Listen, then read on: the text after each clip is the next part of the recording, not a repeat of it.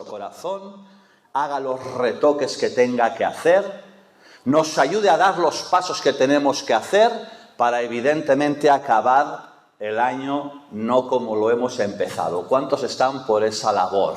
Aleluya. Así es, esto es la iglesia. La iglesia es que el reino de Dios trae cambios a nuestra vida y a nuestro corazón. Dios quiere que crezcamos en todo. En todo. Así que estamos en la voluntad de Dios. Es una palabra del corazón de Dios, porque la voluntad de Dios es que crezcamos en todo y que lo hagamos hasta llegar a la estatura de la plenitud de Cristo, lo cual nos lleva a saber que no va a acabar este año. Hasta que Cristo venga o hasta que nos llame a su presencia estaremos en este proceso de crecimiento. Ahora bien, y esta es la pregunta a la cual quiero, con la ayuda del Señor, dar respuesta en esta mañana. ¿Cómo medimos el crecimiento? ¿Cómo medimos realmente el crecimiento en nuestra vida, en la iglesia? ¿Cómo sé si estoy creciendo de una forma sana y en la voluntad de Dios, tal como realmente Dios quiere? Algunos están confundidos porque creen que o piensan que el enfoque principal y central del crecimiento tiene que ver con inicialmente unos resultados visibles, así como puede ser, por ejemplo, un local más grande, o muchas actividades, o la casa llena, que mucha gente asista, y bueno, todo esto está genial, y de hecho estamos cumpliendo la gran comisión, y la gran comisión es que este lugar se quede pequeño. Esa es nuestra tarea, ese es nuestro fin. Pero cuando estudiamos el Nuevo Testamento, cuando estudiamos las iglesias del libro de los Hechos, cuando estudiamos con profundidad las epístolas de Pablo, que él les escribe a las iglesias fundadas, si lo estudias con detenimiento comprobarás que el enfoque principal de la iglesia local en el Nuevo Testamento con respecto al crecimiento no era inicialmente numérico, no era físico, no era cuantitativo, sino más bien era cualitativo, eso es decir, espiritual. Y esa es la clase de crecimiento que Dios quiere darte a tu vida, un crecimiento espiritual interno, porque de lo interno sale hacia afuera, hacia lo externo. Claro que queremos cantidad de gente, claro que queremos el local grande, claro que queremos todas esas cosas, pero lo externo viene como consecuencia de lo interno, de lo espiritual. Y a medida que perseveramos en la palabra, a medida que perseveramos en la oración, a medida que perseveramos en intimidad con Dios, a medida que perseveramos buscando la llenura del Espíritu Santo, lo interno es que el Señor va añadiendo a la iglesia los que han de ser salvos. ¿Cuántos creen eso? Así que esa es la clase de crecimiento que Dios quiere darte en ti, a ti, en tu corazón. Un crecimiento espiritual donde le conozcas más, donde estés más en comunión con Él, donde puedas asimilar cada una de las cosas que Dios quiere darte, Dios quiere enseñarte para que podamos crecer. Entonces, frente a eso, volvemos a hacer la pregunta, ¿cómo medimos el crecimiento? ¿Cómo sé si estoy creciendo de una forma sana y de una forma equilibrada? Y creo que el texto que ahora seguidamente vamos a leer, creo que allí Pablo está resumiendo muy bien las tres pruebas que miden nuestro crecimiento espiritual, nuestro nivel espiritual. Y quiero animarte en esta mañana a que puedas estas tres pruebas que ahora vamos a ver, puedas someterlas bajo examen en tu corazón y dejar que sea el Espíritu Santo el que te muestre y traiga discernimiento para saber dónde está tu área de trabajo para lo que viene por delante. No solo este año, sino también los venideros hasta que Cristo venga. Lee conmigo en la palabra del Señor, Primera de Tesalonicenses, capítulo 1, verso 3. Primera de Tesalonicenses 1, 3.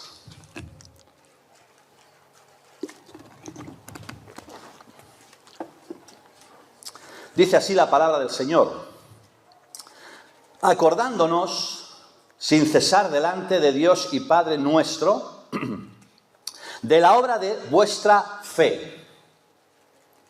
Ya os estoy dando la pista de la primera prueba. Del trabajo de vuestro amor. Ya os estoy dando la pista de la segunda prueba. y de vuestra constancia en la esperanza en nuestro Señor Jesucristo. Así que hoy vamos a ver que Dios mide la madurez espiritual, el crecimiento espiritual, tu avance espiritual según el grado de fe, según el grado de amor y según el grado de esperanza que manifiestas en todas y cada una de tus situaciones personales, particulares, laborales, físicas y todo ahí lo que quieras poner. Y para que veas que esto es algo muy común en todas las epístolas, solo hago la lectura para que veas que no solo era exclusivo de Tesalonicenses. Podríamos leer muchísimas más, pero voy a leer solo la de Efesios, capítulo 1, verso 15. Les dice Pablo: por esta causa yo, habiendo oído de vuestra, ¿qué? Fe en el Señor y de vuestro amor para con todos los santos, no ceso de dar gracias por vosotros, haciendo memoria de vosotros en mis oraciones, para que el Dios de nuestro Señor Jesucristo, el Padre de gloria, os dé espíritu de sabiduría y de revelación en el conocimiento de Él. Y mira el verso 18. Alumbrando los ojos de vuestro entendimiento, para que sepáis cuál es la esperanza a la que Él os ha llamado. Fe, esperanza y amor. Le dijo Pablo a los corintios, y ahora permanecen la fe, la esperanza y el amor. Sabéis este texto, ¿verdad? Aunque el mayor de ellos es el amor, ya llegaremos en su momento. Pero son las tres medidas por las cuales Dios mide el crecimiento espiritual en tu vida y que las tenemos que poner bajo examen en nuestras situaciones que estamos enfrentando cada día. Porque esto no es teoría, esto es práctica. ¿Cómo asimilo en mi vida práctica, en mi trabajo, en mi enfermedad, en mi familia, con respecto a mis hijos? ¿Cómo se manifiesta el grado de fe? ¿Y el grado de amor? ¿Y el grado de esperanza? Son las cosas que en esta mañana, con la ayuda del Señor, quiero hablar un poquito. Y me encanta el texto escogido de Tesalonicenses, porque no solo en este texto que acabamos de leer nos muestra cuáles son esas tres áreas, sino que además nos está mostrando la forma en la que podemos medir esas tres cualidades en nosotros. Y eso me interesa mucho más, porque ya no solo conocemos cuáles son, sino que conocemos cómo las medimos con respecto a lo que estamos haciendo. Y es un poco lo que vamos a estar hablando. Mira, en Nueva Versión Internacional, este texto dice: les recordamos constantemente delante de nuestro Dios y Padre a causa de la obra realizada por su fe. Ahí tenemos la primera que vamos a ver. La fe verdadera, la fe auténtica, la fe real se manifiesta por las obras. Y es lo primero que vamos a ver. Pero no solo eso, dice, el trabajo motivado por su amor. El amor puro, el amor verdadero, el amor al que Dios nos está llamando, se manifiesta en el trabajo que estamos haciendo día a día. Entonces ya no son dichos, sino son hechos. Los hechos en nuestra vida es lo que está manifestando el grado de amor que tenemos. Y por último, acabaremos viendo, y me encanta, dice: y la constancia sostenida por su esperanza en nuestro Señor Jesucristo. La esperanza produce constancia, produce perseverancia, produce firmeza. Esto es muy importante, porque todos nosotros vamos a enfrentar muchas situaciones. Unos estáis, o muchos, o todos, estáis o estamos metidos en muchas cosas que traen o intentan traer confusión y ansiedad. Pero frente a eso, estas tres cosas nos van a ayudar a verlas desde la perspectiva de Dios, para que podamos entender que aun en medio de estas pruebas y de estas dificultades, Dios quiere que crezcamos. ¿Cuántos creen eso? ¿Cuántos lo creen de verdad? Entonces, la primera que vamos a ver es la que hemos leído: la fe auténtica, la fe real, la fe realmente genuina, se mueve por las obras. Díselo al que está a tu lado para que lo retenga bien. La fe se manifiesta, se mueve por las obras. Ya conocemos muchos la epístola de Santiago, ya sabemos en el capítulo 2, claro, nosotros no somos salvos por obras para que nadie se gloríe. Somos salvos por la fe en Jesucristo, el único que puede salvarnos y el único que ha redimido nuestros pecados. Somos salvos por gracia.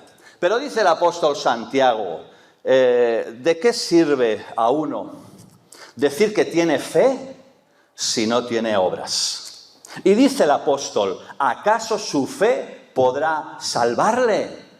La fe sin obras, ¿qué es? Muerta. Y Santiago en ese capítulo 2, hablando de estas cosas, pone de ejemplo a Abraham. Vamos a leerlo en un momento. Capítulo 2 de Santiago. Abraham 2, verso 21. Ay, Santiago. Ya me he inventado una epístola. Santiago capítulo 2, verso 21. Dice, ¿no fue justificado por las obras Abraham nuestro padre cuando ofreció a su hijo Isaac sobre el altar? ¿No veis que la fe actuó juntamente con sus obras y que la fe se perfecciona por las obras? Y se cumplió la escritura que dice, Abraham creyó a Dios y le fue contado por justicia y fue llamado amigo de Dios. Y yo compartía hace dos jueves con los hermanos en la reflexión y lo hacía porque así lo recibía de Dios y pensando ayer en el día de hoy, el Señor me lo recordaba, que yo compartía que muchos creen en Dios, pero no le creen a Dios. Y la pregunta es, ¿de qué sirve creer en Dios y no creerle a Dios? ¿De qué sirve creer en Dios pero hacer más bien lo que a mí me parece, ir a la mía, darle la espalda sin tener comunión, solo por interés, cuando la necesidad apremia? ¿De qué sirve incluso asistir a un culto creyendo que hay un Dios, pero no creerle a Dios? Y hermanos, amigos, en esta proposición está la gran diferencia. La diferencia que puede marcar el rumbo y el destino de tu vida de una manera o de otra. Creer en Dios o creerle a Dios. Abraham le creyó a Dios y le fue contado por justicia. Le creyó a Dios y obtuvo la promesa. Y es que creerle a Dios significa obedecerle a Dios. Y esa obediencia muchas veces implica tomar riesgos. Abraham salió de Ur sin saber a dónde iba, porque Dios se lo mandó. Y esa clase de fe demanda obediencia. Y él salió sin saber a dónde iba. Y quizá en esta mañana tú necesitas salir de tu zona de confort, en la cual estás allí muy bien. Quizá en esta mañana tú necesitas salir de ese pecado que te está atormentando y que te está separando de los planes de Dios. Quizá tú necesitas salir de esa actitud que en tu corazón está acabando contigo y sin darte cuenta va a fulminarte a no ser que entregues al Señor esa vida, esa actitud.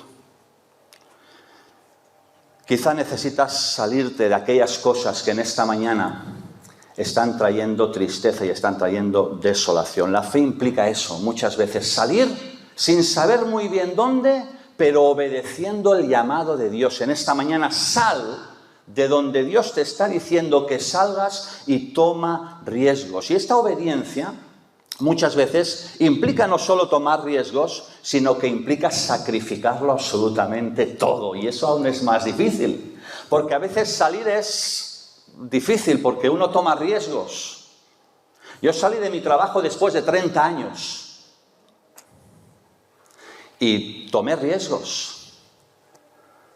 Se ponían muchas cosas en riesgo, pero lo hice porque Dios me lo mandó. Claro, si Dios no te manda salir, no salgas de donde estés. Pero si Dios te lo manda, confía en Él, porque Él tiene planes para ti, para tu bienestar. ¿Cuántos creen eso? La cuestión es saber que a veces la fe implica tomar riesgos, pero hemos de obedecer la palabra de Dios y no lo que a nosotros muchas veces nos parece. Y aún más allá de tomar riesgos, como decía Abraham, aún más que eso, sacrificó. Estuvo dispuesto a sacrificarlo todo.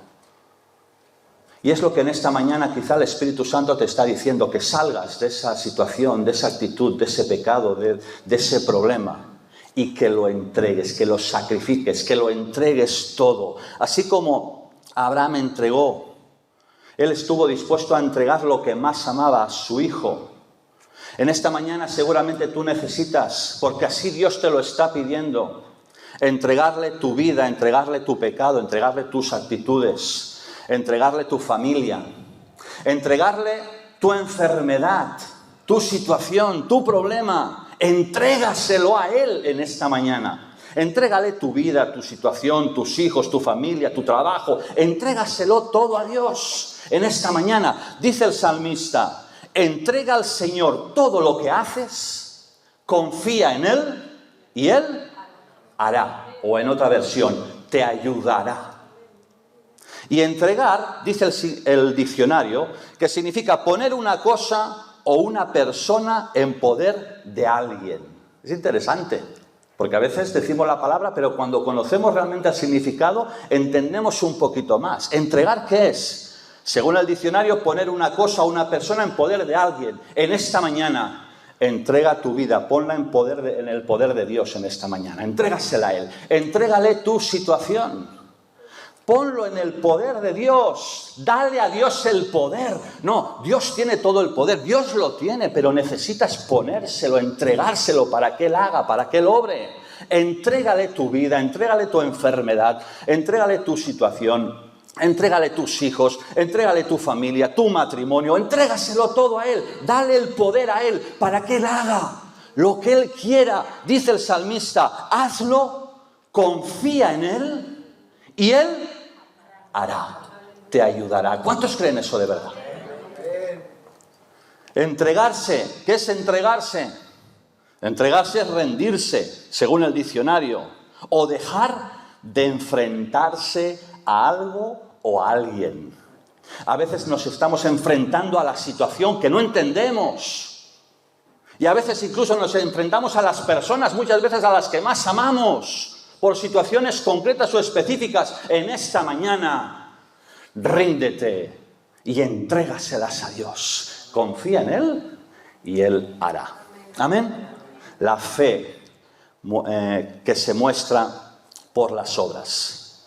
La segunda manera de medir el crecimiento, tal como estábamos leyendo, es que la esperanza produce constancia. Y esto me encanta. Que está a tu lado, o si ya te lo dijiste antes, díselo al que está atrás, dile, la esperanza puesta en Él produce constancia.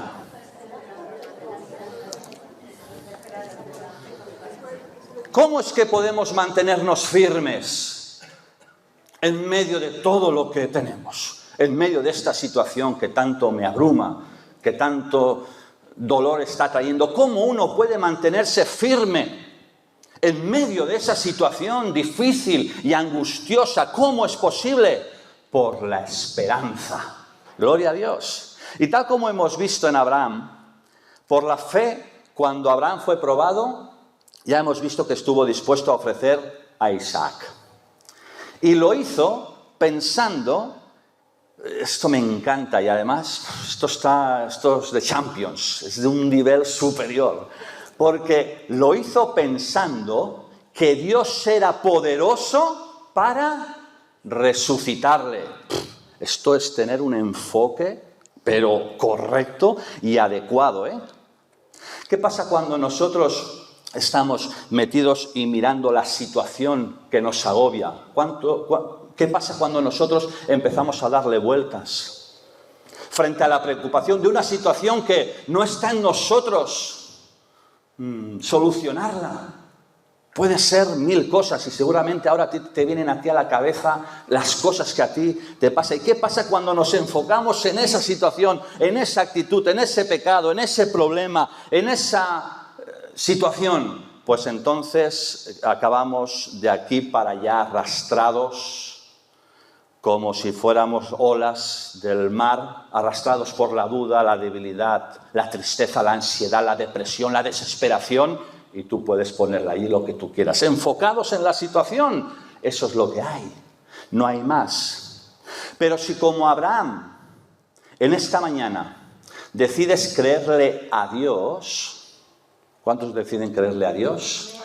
Creerán en esperanza contra esperanza. Gloria a Dios. Mira lo que dice Romanos, un texto tan conocido, capítulo 4, verso 18. Dice, él, Abraham, creyó en esperanza contra esperanza, para llegar a ser padre de mucha gente, conforme a lo que se le había dicho, así será tu descendencia. Abraham puso su esperanza en el poder sobrenatural de Dios, para llevar a cabo lo que él no podía en su esperanza natural, en su medio natural. Y ni su cuerpo anciano, por mucha puntería que tuviera, ni la esterilidad de Sara, nada, absolutamente nada, algunos lo entendieron, fueron un inconveniente para que Dios pudiera obrar el milagro. Nada de lo que te sucede, si le miras a Dios, es un inconveniente para que Dios pueda obrar con poder, si tú confías y si tú crees. ¿Cuántos creen eso? Creer en esperanza divina contra esperanza humana. Y eso es lo que necesitamos hoy frente a la situación que estamos atravesando. Esto es lo que necesitamos. Llegar a ser lo suficientemente buenos como para ir al cielo, eso es algo que nosotros no podemos hacer por un medio humano, lógico, natural. Llenar este vacío o esta tristeza o esta ansiedad que nosotros tenemos, eso no lo podemos hacer por un medio humano o natural. Recibir sanidad en nuestra alma y en nuestro espíritu, eso no lo podemos hacer por un medio natural. Ese solo lo puede hacer por la fe, por medio de Jesucristo. Y esa es nuestra esperanza. Gloria a Dios. Porque por Él fuimos todos curados. Bien sea en esta vida física, si es su voluntad, o por el resto de la eternidad. Y ahí es donde necesitamos mantenernos firmes y perseverantes. Puestos los ojos ¿en quién? En Cristo. Mientras aguardamos en el corazón la bendita esperanza de la manifestación de nuestro Señor Jesucristo, o cuando Él nos llame a su presencia, pues allí cuando estemos delante de Él, se enjugará Dios toda lágrima, ya no habrá más muerte, ya no habrá más dolor, ya no habrá más llanto. Gloria a Dios, esa es nuestra esperanza. Les dijo el apóstol Pablo a los romanos, alegraos en la esperanza. Esta es la esperanza que nos lleva a alegrarnos en Dios en esta mañana, aun a pesar de. Alegraos en la esperanza, sed pacientes en la tribulación y sed constantes en la oración. ¿Por qué? Porque las aflicciones de este tiempo presente para nada son comparadas con la gloria que se ha de manifestar en nosotros. Bendito sea el nombre del Señor. Y esto es motivo para estar confiados y en esperanza, sabiendo que Dios está para traer paz a nuestro corazón. Una fe que se mueve por obras, una esperanza que produce constancia y cómo no podía ser de otra manera, hermanos. El amor verdadero, el cual se manifiesta a través del trabajo, a través de nuestros hechos, de nuestros actos. Ya es mucho más que palabras. Les dijo, como he dicho antes, el apóstol Pablo a los Corintios, ahora permanecen la fe, la esperanza y el amor. Pero el más importante, el mayor de ellos, ¿cuál es? Es el amor. ¿Por qué? Porque fe llegará un momento que ya no la necesitaremos. Fe es la certeza de lo que se espera y la convicción de lo que no se ve. Ahora sí necesitamos fe, porque estamos en la espera. Vemos en parte, conocemos en parte, como por un espejo. Pero llegará un momento que le veremos cara a cara. Gloria a Dios. Y la fe ya no será necesaria, porque estaremos disfrutando de la gloria eterna de nuestro Dios. ¿Tienes hoy un destino fijo en el cielo con el Señor? ¿Lo tienes?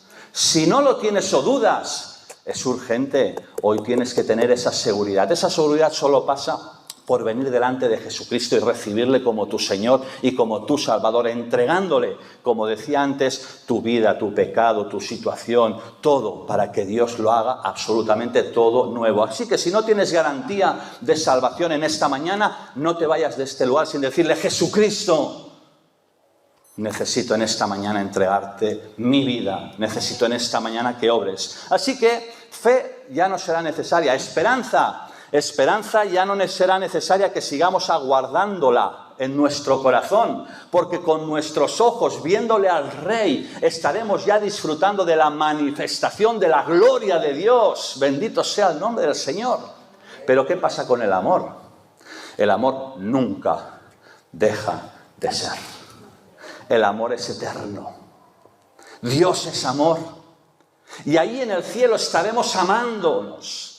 Y tal como Dios nos ha amado, Él desea que nosotros nos amemos los unos a los otros aquí en esta tierra. Y ahí está donde se cumple toda la ley. ¿Quieres obedecer a Dios? ¿Quieres cumplir la ley en tu vida? ¿Quieres agradarle a Dios en todas las cosas que haces? La ley se resume en amarás a Dios con todo tu ser, con todo tu corazón, con toda tu mente, y a tu prójimo, porque algunos paran allí, pero no para allí la ley.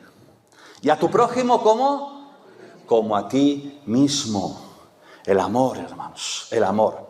Y cuando Pablo escribe a los corintios se pensaban que la madurez o el crecimiento se manifestaba a través de los dones. Entonces Pablo les tiene que mostrar algo que es infinitamente más importante que los dones. Mucho más importante que las actividades que podamos hacer, que las convocatorias que tengamos, que el local que podamos tener, que el conocimiento bíblico que podamos tener. Mucho más importante que todo eso es el amor. Y el amor se manifiesta no en nuestros dichos, no en nuestras palabras, que también, sino en nuestros hechos. Mostrando a Jesús en todo lo que hacemos, en todo lo que decimos, en todo lo que pensamos. Y tantos versículos en todo el Nuevo Testamento del amor fraternal. Que vuestro amor sea sin fingimiento, amad los unos a los otros, permanezca en vosotros el amor fraternal. ¿Cómo estaba esa iglesia de Corintios? Para que Pablo les tenga que decir, vamos a leerlo, estamos ya acabando. Primera de Corintios capítulo 13. Si yo hablase lenguas humanas y angélicas y no tengo amor, vengo a ser como metal que resuena o címbalo que retiñe. Y si tuviese profecía y entendiese todos los misterios y toda ciencia, y si tuviere toda la fe de tal manera que trasladase los montes y no tengo amor, nada soy. Y si repartiese todos mis bienes para dar de comer a los pobres y entregase mi cuerpo para ser quemado y no tengo amor, de nada me sirve. ¿Qué le llevó a Pablo a esa iglesia fundada, que la puedes ver en el capítulo 18 del libro de Hechos? Hermanos, si estudias la iglesia de Corintios en esa época, te vas a dar cuenta que era una iglesia, pues bueno, que tenía sus cosas. Divisiones, celos, contiendas, disensiones, desacuerdos, riñas, inmoralidad, juicios entre hermanos, desórdenes, etc., etc., etc. Y el apóstol Pablo, dirigido por el Espíritu Santo, les viene a decir que hay algo mucho más importante que todo lo que podamos hacer y servir en nuestro ministerio a Dios, que es el amor a Dios y el amor a los hermanos. El fruto supremo del Espíritu, ya lo he dicho también en alguna ocasión, es el amor. Así que tenemos que poner, al igual que en las otras dos partes, autoexamen en nuestro corazón para que realmente Dios nos llene de amor, para que podamos ver al hermano como Dios lo ve y para que ese hermano nos pueda ver a nosotros también como Dios lo ve. Y es allí donde se arreglan las diferencias y las situaciones a veces críticas. Necesitamos un bautismo de amor que nos llene, que nos sature para que podamos realmente cumplir la tarea del Señor, viéndole al hermano, incluso como dice la palabra de Dios, superior a nosotros mismos. Terminaré ahora con unos textos que también conocemos muy bien, de Primera de Juan con respecto al amor. Dice, en esto consiste el amor, capítulo 4, verso 10. No en que nosotros hayamos amado a Dios, sino en que Él nos amó a nosotros y envió a su Hijo en propiciación por nuestros pecados. Cristo vino a pagar nuestro pecado, nuestra culpa, a cargar sobre su cuerpo nuestros pecados. Eso es lo que significa propiciación. Y apartó la ira de Dios en Él a causa de nuestros pecados, porque ocupó nuestro lugar. Dice, amados, si Dios nos ha amado así, debemos también nosotros amarnos unos a otros. Nadie ha visto jamás a Dios. Si nos amamos unos a otros, Dios permanece en nosotros y su amor se ha perfeccionado en nosotros. En esto conocemos que permanecemos en Él y Él en nosotros, en que nos ha dado su Espíritu. Verso 20. Si alguno dice, yo amo a Dios y aborrece a su hermano, es mentiroso. Porque el que no ama a su hermano, a quien ha visto, ¿cómo puede amar a Dios a quien no ha visto? Y nosotros tenemos este mandamiento de Él. El que ama a Dios, ame también a su hermano. Es fuerte, ¿eh? Porque decimos, no, yo no aborrezco a nadie. Pero a veces nuestros actos evidencian aborrecimiento, por cuanto están distantes de lo que la palabra de Dios nos dice con respecto a nuestras relaciones. Celos, envidias, lo que era la iglesia de Corintios. Necesitamos manifestar el amor de Dios unos a otros, de tal forma que en nuestros pensamientos, en nuestras conversaciones, en nuestro corazón, en nuestra mente, realmente miremos al hermano y podamos amarle como Dios quiere que lo amemos. Y el que ama aborrece todo lo malo, que es lo que dice Pablo a los romanos.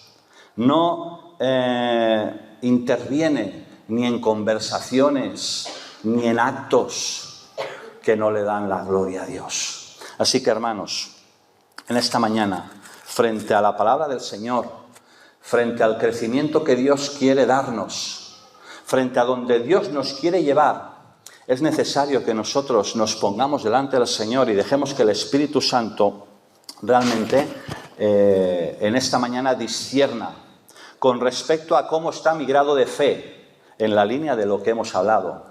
¿Cómo está mi grado de esperanza? ¿Soy de los que confían y creen y esperan en Dios?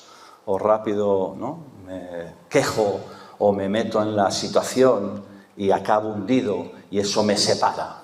¿Y cómo está, hermanos, mi grado de amor? En esta mañana, ¿quieres entregarte al Señor? ¿Quieres entregarle tu vida? ¿Quieres entregarle tu situación? ¿Quieres entregarle tu pecado? ¿Quieres entregarle tu enfermedad? ¿Quieres en esta mañana creerle a Dios? ¿Quieres en esta mañana poner tu esperanza en el poder sobrenatural de Dios? ¿Quieres en esta mañana realmente amar como Dios quiere que ames? Ponte en pie. Voy a pedir al grupo de alabanza que ellos pasen. Y mientras leo unos versículos del escritor de Hebreos, allí donde estás, deja que el Espíritu Santo siga hablando a tu corazón. Dice el escritor de Hebreos, capítulo 10, verso 22, acerquémonos con corazón sincero, en plena certidumbre de fe, purificados los corazones de mala conciencia y lavados los cuerpos con agua pura.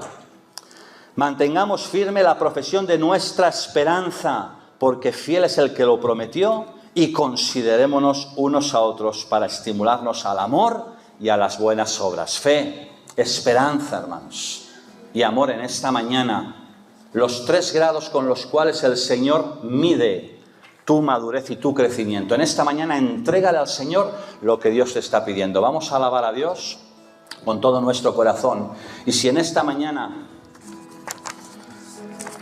tú quisieras entregarle al Señor aquello que te está quitando la paz, aquel pecado que quieres en esta mañana confesar delante de Dios, solo de Dios, que es el único que puede perdonar pecados, aquello que te está robando en esta mañana lo que Dios quiere darte, pero que en esta mañana